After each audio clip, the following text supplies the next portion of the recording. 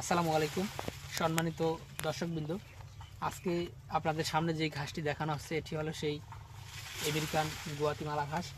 এই ঘাসটি খুবই নরম এবং মিষ্টি ঘাস। দর্শক, এই ঘাসটি চাষ প্রক্রিয়া অন্যান্য ঘাসের মতোই।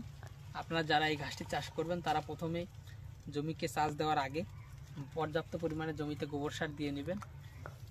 তারপরে আপনারা ভালো করে 3টি চাষ দেবেন। আর যাদের গোবর সার নেই তারা ডিএপি অথবা টিএসপি বা পটাশ এইসব সারগুলো দিয়ে জমিটি ভালো করে 3টি চাষ দিবেন এবং মাটিগুলো জর্জরা হওয়ার পরে আপনারা এই ঘাসের কাটিংগুলো লাগিয়ে দিবেন। আপনারা যারা গরু ছাগলকে খাবেন তারা 3 ফিট দূরত্ব দিয়ে এই ঘাসের কাটিংগুলো লাগাবেন। আর যারা কাটিংয়ের জন্য লাগাবেন তারা অবশ্যই 4 ফিট বা 4.5 ফিট দূরত্ব দিয়ে লাগাবেন। দর্শক শ্রোতা, আমরা মূলত 4 ফিট দূরত্ব দিয়ে লাগিয়েছি। আমরা যেহেতু কাটিংয়ের জন্য এই ঘাসগুলো লাগিয়েছি সে কারণে আমরা 4 ফিট দূরত্ব দিয়ে লাগিয়েছি। আপনারা যারা গরু ছাগলকে কেটে খাওয়াবেন তারা অবশ্যই 3 ফিট দূরত্ব দিয়ে লাগাবেন।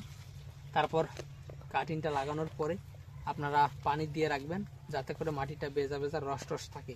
বেশি পানি দিলে কিন্তু এই ঘাসের কাটিং পচে যায়।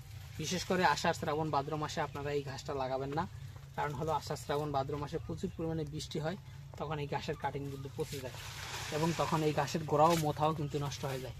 এই 3 মাসে আপনারা যদি কাটিং না লাগান, বাকি 9 মাসে যদি কাটিং লাগান তাহলে কাটিংও নষ্ট হবে না, ঘাসের মোথাও নষ্ট হবে না।